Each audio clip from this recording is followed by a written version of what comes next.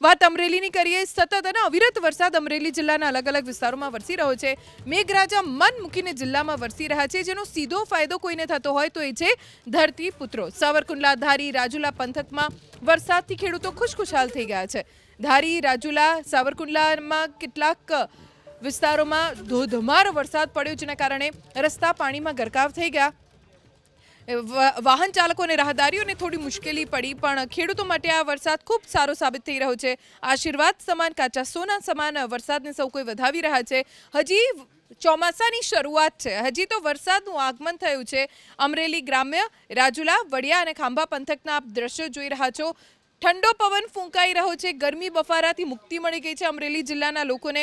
પણ કેટલાક વિસ્તારો હજી એવા છે કે જ્યાં વરસાદની રાહ જોવાઈ રહી છે, જ્યાં હજી વાવણી લાયક વરસાદ નથી થયો અને સારો વરસાદ વરસશે તેવી અપેક્ષા ખેડૂતોને છે.